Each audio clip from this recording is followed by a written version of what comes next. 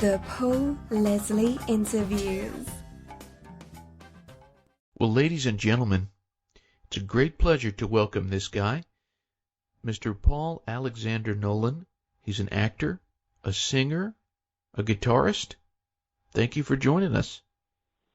It's my pleasure. Were you meant for the stage? I ask myself that every day. I think it's a habit of mine to look at my choices and, you get to the age that I'm at. I think my dad went through it. He was a farmer. He's retired now. And he talks about hitting around 40, and I'm approaching it, and wondering whether he should have done something else. And it's funny that I asked myself that question because I've been handsomely rewarded for my work and my talent. But I still, think to myself often, am I doing the right thing? Am I spending the time of my precious life doing the right thing? And, of course, how do we really know? But, it was always my gift to sing, and then, found my way to the stage and to acting, and eventually, a little dancing in there too. And I've always loved to tell stories. And so, yeah, I guess that I was meant to be on stage. Some days it feels harder than other days. And then, there's, often you're part of something that feels like it's the right place at the right time. In fact, often I feel like it's the right place at the right time. There's a gift in every kind of story I get to tell. There are sacrifices we make by being performing artists, and one of them is often we're away from our family. And as you get older, I think that it, probably I can speak for most people, it becomes more important. So to be there and around them and watching, the young people in your family grow up, and to be there for your parents while they age. And so, I go through all of that. And I'm a Libra, so I'm constantly kind of looking at both sides of things. That's a long answer to that question. Well, a good answer, I think. What has always been the intention with the art that you create? I think that has gradually shifted, come into focus. When I was young, I just liked the attention, the affirmation. When I was a teenager, it was something I was good at. I didn't really know why. I was just good at it, and I had a few outlets for it. So that affirmation was appealing to me. I enjoyed the community of, artists. It felt like the correct community for me. I was also good at sports, particularly hockey. And, though I loved it, I didn't feel like the sports community was it was the community for me. And even being 15, 16 years old, I recognized that the arts community was. So I started with, probably a thirst for affirmation, and it shifted. It gradually moved into artistry through my experiences, particularly an experience I had at the Stratford Festival in Canada. I'd been playing really great parts all through my 20s, and then I had an opportunity to, and mostly in companies that were what in the United States would be called regional theater. In Canada, we call it summer stock, or I don't even know if there is another word for it, but yeah, out of town stuff. So, and in some quality places. But a lot of actors' aims in Canada was to work either in commercial theater, which kind of waned after several major events, SARS being one of them. So there wasn't a lot of commercial work anymore. And then, the other two big places to work would be the Stratford Festival and the Shaw Festival for high-quality, regular work. And I got an opportunity to go work at the Stratford Festival in 2007 in the ensemble of Oklahoma, understudying Dan Shamroy playing Curly. And I had played that part the year previous at a regional theater called Theater Aquarius in Hamilton. And so I agreed to do it. And, essentially it changed my focus, starting with that. And then, that turned into 6 not straight, but 5 straight seasons at the Stratford Festival, with a year in between my 5th and 6th year at the place. But it was the first couple of years, and then into the 3rd year there, I played Tony in West Side Story, and working with Gary Griffin, a Chicago director who's done very well for himself, really kind of changed. It clicked something in me that brought into focus what I need to do to figure out how to, act better, be more specific, and that began, the quest that I still am on, which is to figure out what acting is. And I have to give a lot of credit to Gary for triggering that, and to Des McAnuff for giving me the nourishment to continue that, because Des, since then, he was the artistic director at the Stratford Festival at the time, and has, hired me a lot since then, both for Stratford productions and for New York productions, to explore that. Des really believed in my talent and put me through the Birmingham Conservatory at the Stratford Festival, which is essentially a Shakespeare conservatory. And all of those things combined, and working with many different teachers in Canada, David Latham, Kathy McKinnon, many teachers, and the specific lessons they had for me, that I won't bore you with the details, but they seemed like small lessons, but they turned into what is the basis for how I generally approach working. And now I would say that what appeals to me most, and then this is just what for now, but what appeals to me most and fascinates me and keeps me really interested in playing characters is transformation. And that's a wide net to cast, but anywhere from people that transform into worse people, or people that transform into better people. I don't know. I think acting is a wonderful way to explore our own humanity, and I've certainly gotten a lot out of it because of that. We're talking with Paul Alexander Nolan. Something that you just said. You said you haven't gotten. You were saying, I haven't really quite defined what acting is, but I'm getting closer. Mm-hmm. So if you could, so far, what would you say your definition of acting is? I don't know. Let me try, but it really is an honest. It is really an honest question that I have, because from a technical standpoint, your character wants something, and you do things in order to get that and achieve that, and you win and you lose based on how the writing goes. But it's not just that. If it was just that, then computers could act. We just set them to, you set up some complex sort of system that they taught a computer how to play chess and beat the best in the world. So they could set up a computer to act. But acting is more than that, and that's really the bit that interests me most, is being able to access, not only the shallow levels of what acting is, but get into the sublime. And that's an abstract idea and something I can't really put words to. When I see certain actors do it, I say, that's it. I don't get to say whether I've done it. I'm inside of my work, and that's not my job. But when I see it done, I think that's what it is. This is why I do this. But how that's done is often a perfect storm of writing, directing, acting, music, and it's a very difficult thing, particularly in musical theater, to create good theater.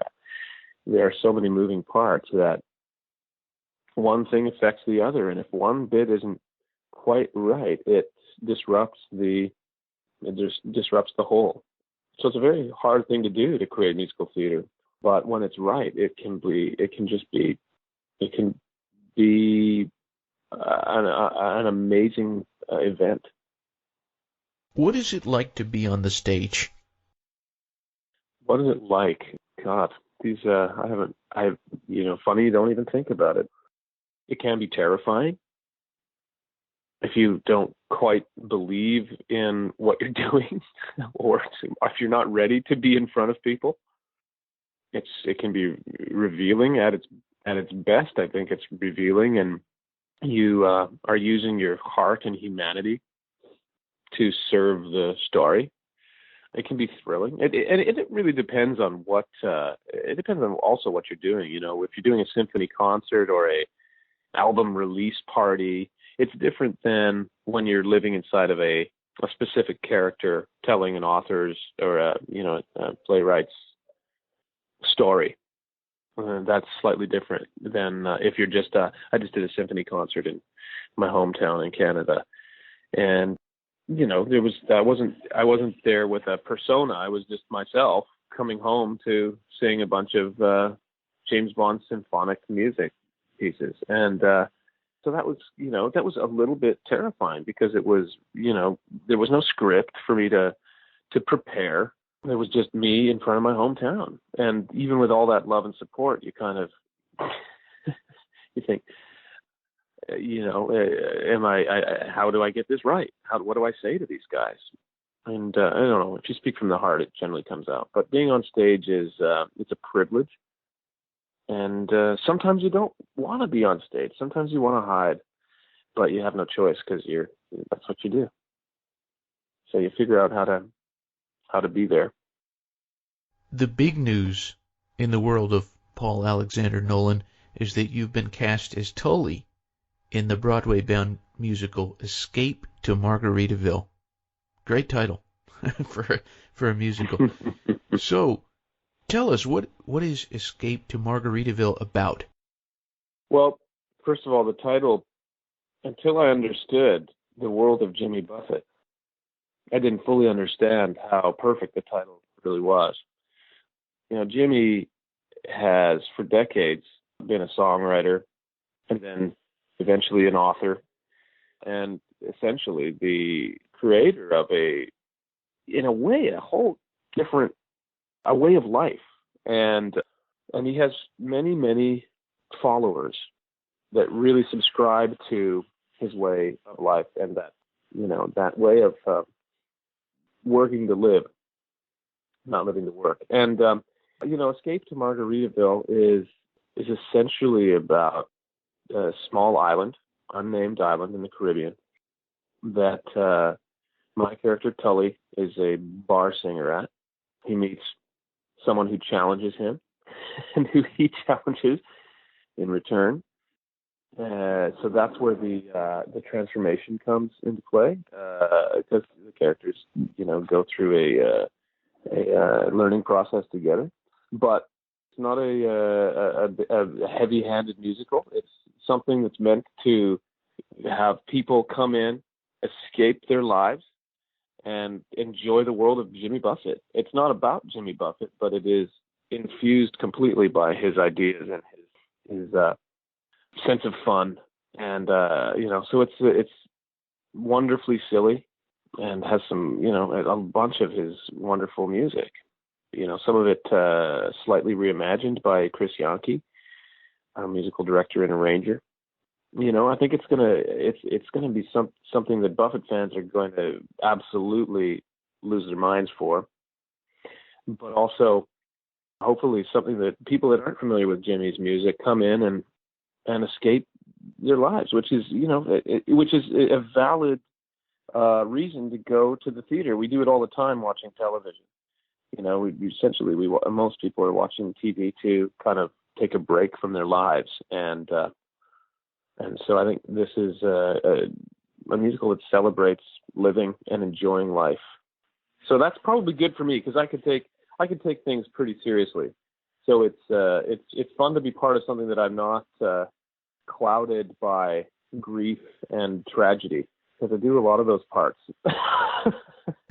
It's fun to play a guy who's essentially living life to the fullest. In the character that you play, Tully, do you see any of yourself in him? Sure, yeah. I mean, I don't know if it's if it's a result of having to find something of yourself in the characters you play. Certainly I'm not murderous, but I could still play Iago. Or if it's just that we all have massive potential to be anything. And so when you are working as an actor, you find that potential to do the things that you do. With Tully, I would say that I both am very much like him and not like him at all. In that, Tully isn't take life seriously. He's happy in his life. He lives in paradise. He does what he loves to do. The only thing that perhaps he lacks is a sense of courage to try to reach people on a bigger level. But I don't know how much it's even occurred to him until he meets this woman who basically challenges him to do so. Whereas myself, I'm pretty ambitious and competitive with myself, and want to do as well as I can do. And so I can lack the sense of relaxedness that Tully has, but I also have that in me too. I can go to extremes, as proven by my vacation in the winter this year. Well, the vacation that you had, was it a good time? It was. It was 6 weeks of doing very little productively. Well, I'm very curious about what songs are going to be in this musical. It was a few weeks ago, some of the team involved in this musical, Escape to Margaritaville, they contacted me because they were having trouble locating one of Jimmy's co-writers. So if you could speak a little bit about some of the songs that grabbed you. Well, I don't think I mentioned it. I play guitar on most of the show, and so a bit of my love for the music is connected to what I'm enjoying playing. The one that I really didn't know was Cup Chalice. Such a pretty song, and really, can well you up. It's beautiful. Son of a Sailor, really fun to play. We're doing kind of a slightly pared back version of it. Jimmy kind of plays that song with energy now, but I think we're going closer to where it was when he first recorded it. There's a song in it called Three Chords that is new, and it's very energetic and fun to play. It's a little more like a rock and roll song. So there's a great variety of stuff. What I like about singing Jimmy's stuff is it's better the less you really put out. It's really about finding the right groove and not over singing. So I do several songs where you're gonna hear me sing some high rock vocals, but some of it's nice and relaxed and like sitting around a campfire, which is a nice change. Tell us about meeting Jimmy Buffett. What did you think? Well, I have to admit that I didn't have a real relationship with his music, or at least I didn't think I had until I was asked to play the part and started looking at it and thinking, oh God, I know that song. I know that song. I know that. Who knew that it was all Jimmy Buffett? And then you kind of then start reading about Margaritaville and his radio stations and the restaurants and realizing that this guy is like, he's a big deal. You do sense through all the media about him and how he is with an audience that you're pretty much seeing the guy when you see him in the media. It's not a performance. That's who he is. And so I met him in the Florida Keys a couple months ago, maybe 6 weeks ago. I went down to Isla Mirada to play in a bar there with him. It was kind of a surprise appearance by him in a very small bar called the Green Turtle. And the Green Turtle, of course, it has some history. It's been since taken care of. You can hear in the background right now a military jet flying by. It's so loud, San Diego. Sorry. So he met us there, and we practiced one night at the bar for the next night, and the bar was packed. And up close, I just got to sit there and watch how he put puts forth his music. And then, of course, I got up and played with him a bit. And it was fun. He really is what he says he is. You can take him at face value, and he's a genuine person. So, he's been pretty busy while we've been rehearsing here, so we haven't seen much of him, but he'll be here soon, I think, given his opinion, hopefully. I guess you're glad you learned to play guitar. Well, yeah. Who'd have thought? I really picked up the guitar for the first time when I saw the movie Once, that indie Irish movie that eventually, of course, became the Broadway musical. That's why I really started playing it. Now, I was terrible for years. I didn't have lessons, and I didn't really take it that serious. I didn't know how to practice. I just kind of learned, C, F, G, A, and E, and hacked my way through it. And of course, you do get a bit better. At first, I couldn't even sing and play at the same time. It's a very strange coordination, right brain, left brain thing that you have to figure out how to do. But as I played it more, I did get better at doing that. And then years later, having progressed very little with my skill, I was asked to audition for Once on Broadway. I knew that the songs were achievable for me.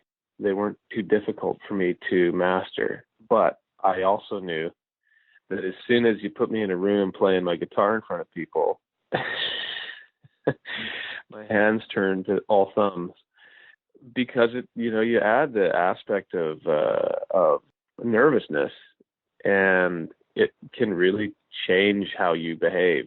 And playing a guitar is no exception. In fact, it was worse for me because when I'm nervous in an audition as a singer, it doesn't show up.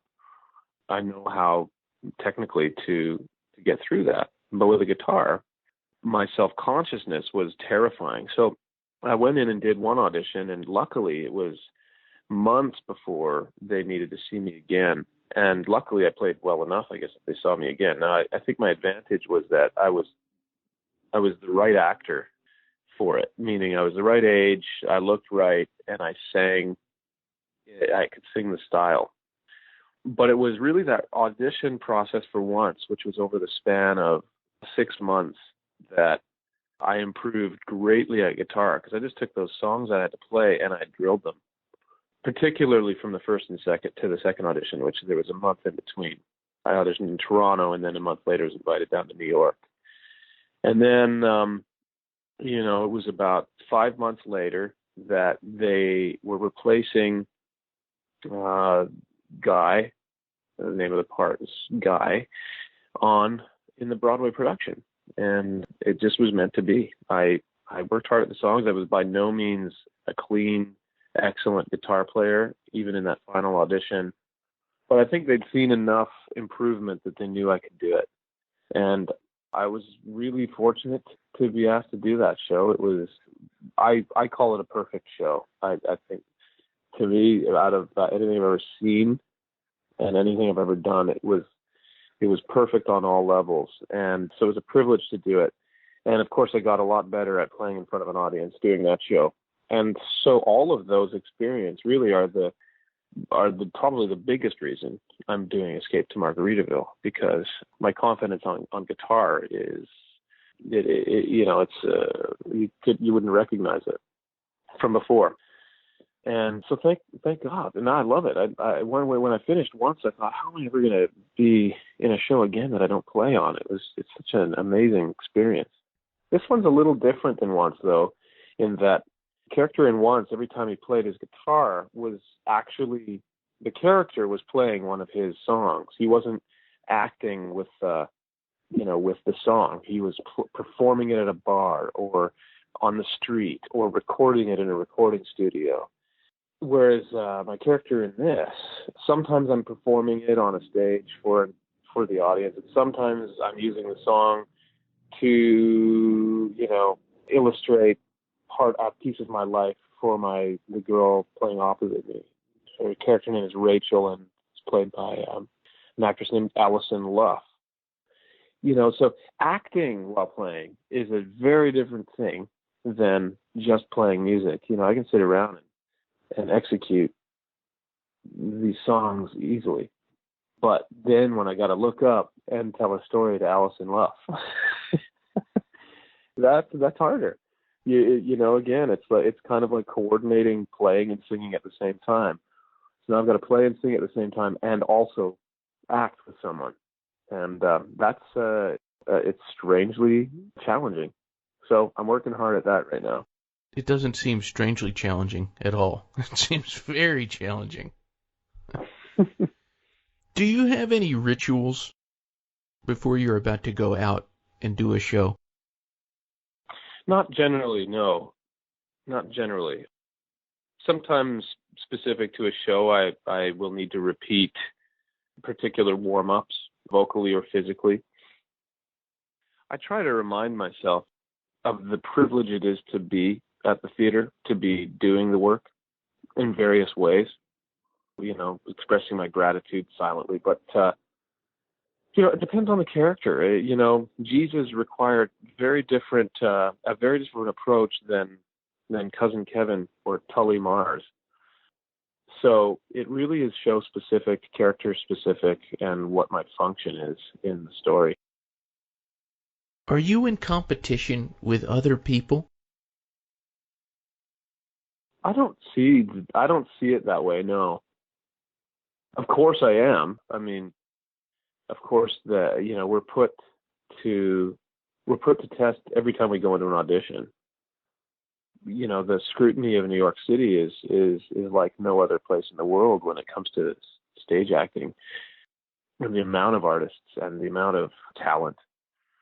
But I don't know. I don't know if this is the privilege of having done well. I don't know, but I don't see it that way. I kind of go to an audition, and the only person I'm competing with is myself, and my focus on what an audition is has definitely shifted for the best and for the healthiest in the last, I would say, four years or so, in that I see it as a work session and my chance to go in and do what I prepared. And because to go in and try to get the job, it rarely gets you the job, because it actually isn't the correct intention. The correct intention is to know who you are as an artist and what you wish to accomplish and express in the room, and to just try something. Because, of course, there's no right answer. If there were a right answer, there'd only be one person who can play Hamlet. But, of course, there are thousands and thousands of people who have and will play Hamlet. So, yeah, I don't see it as a competition, really. I see it as an opportunity to be an artist in an audition. It doesn't always get me the job. Some people, I know for a fact that very specific directors thought I took too much time, or was a bit wishy-washy, or I don't know what the right word is, but they're used to a certain pace, I think, in the rooms in New York City, and I kind of refuse to do that, because it weakens my artistry. It takes away from the power that I have to express what I need to express, which is, of course, what I think everyone is actually looking for. And if they're not looking for me to be an expressive artist, then I don't really want to be in that room rehearsing a show with them anyway. So not everyone's going to buy what you're selling, and that's just part of what we do.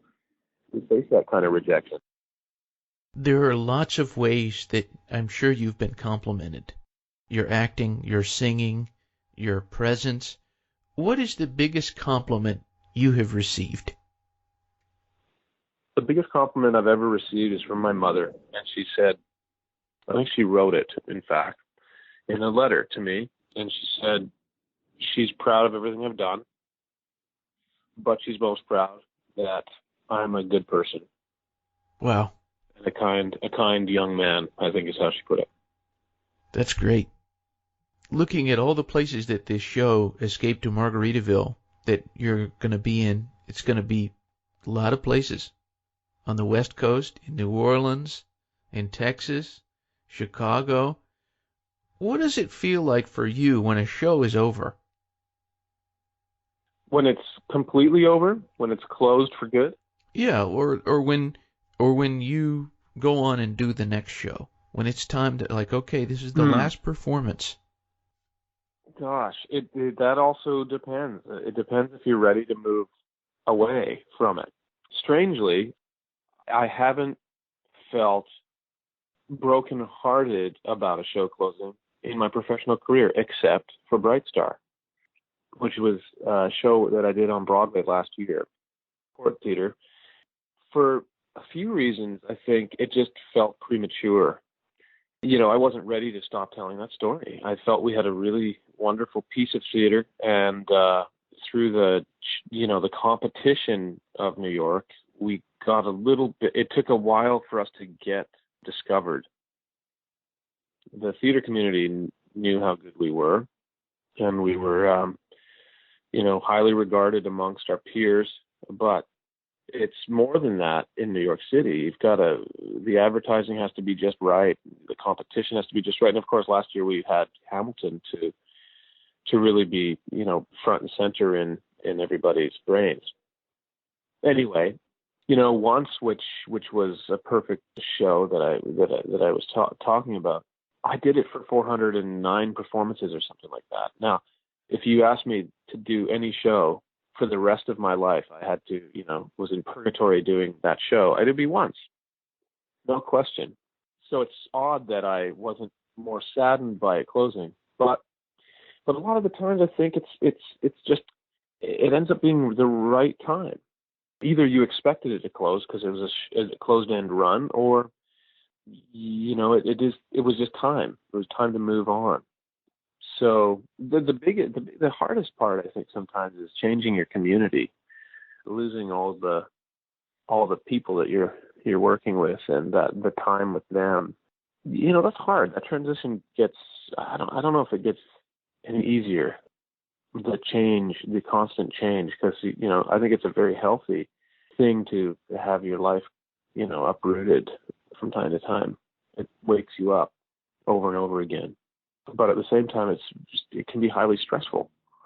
You want some concrete ground to walk on, and so you have to find your ways to have those touchstones, whether it's your apartment, that you own, or whether it's the gym that you go to. I don't know. That's just something that is something that you constantly got to figure out. So, but strangely, I haven't ever, since I was a child acting in theater, where I was devastated when shows closed, I haven't experienced the same kind of tragic loss at the closing of a show. I would just kind of, as we wrap up here, I kind of want to give you the stage, so to speak. For anyone who's listening in, what would you say to them? Gosh, I mean, it depends on what they depends on what they want to know. I get asked by young artists, people that want to perform, want to be actors, want to be singers, often, what advice I have for them, and that's a big question and a big responsibility to be asked that question. But I think that usually I come back to the same answer, which for me is first of all, out of all of the performing artists' toolkit, whether, dancing, singing, acting, playing guitar, whatever it is, I think acting is the root of it. I think it's the root of storytelling. And then there are techniques to acting that help you storytell. But whether you're, when it comes to singing, which I've always, been gifted at and did well without really putting in a tremendous amount of effort, there is only acting, the acting portion of the song can push it over the edge, make it great, make it sublime, make it touch people's hearts. Some of the best singer-songwriters are not necessarily great singers, but they move you with their words and with their voice because they're speaking from a genuine place, a need to communicate, a place that is authentic. So that's one piece of advice I give to young people. The other is to know thyself. I mean, it's great advice that has been given by prophets through the centuries. But as an artist, you have to explore who you are and find out what you want to say and find a great trust for yourself. And it's not always easy. We're humans. We lose our way. We go through doubt, but that's all normal. So, exploring who you are and saying yes to adventure and figuring out how to live in the world is what we, is part of what we bring to what we do on the stage. So it's a magical career, what we do. And it's not always logical and easily explained, which is why I think I don't yet know what acting is. And maybe I never will. I just working at, from my intuition and from my skill set every time I step into a rehearsal. So how's that? It was a nice full circle kind of answer, we come back to the beginning. Well, for anyone listening, if they want more information, they can visit paulalexandernolan.com. You just said a moment ago, know thyself. So my last question, who is Paul? Paul. Yeah, good question. Sometimes I even say my own name and think, am I Paul? You are definitely Paul. I am definitely Paul. That is not, I don't know if it's possible to answer that. If I'm giving you what I love in life, I mean, I like being out in nature more than probably anything. The hiking and being in the outdoors and being kind of in that perfect meditation of the planet. But then there's this other half, Paul, who really loves telling stories and is looking for a perfect story, a perfect moment, the sublime moments in the theater. I'm a huge contradiction. The guy that wants to live in the woods but be on a Broadway stage or be on the big screen. So I'm a ton of contradictions, but someone who's always going to be looking and searching for how to live life the best way. Well, thank you so much for sharing with us. My pleasure. Thanks for having me. It was great. Thank you. All right. You take it easy. Yeah, really nice chatting with you. Thanks for reaching out. I'm very glad I did, and I'm glad you accepted. Well, once again, maybe in a few years. All right. When you come back full circle to me. All right. That sounds good. All right, Paul. All right. Take it easy. Very good.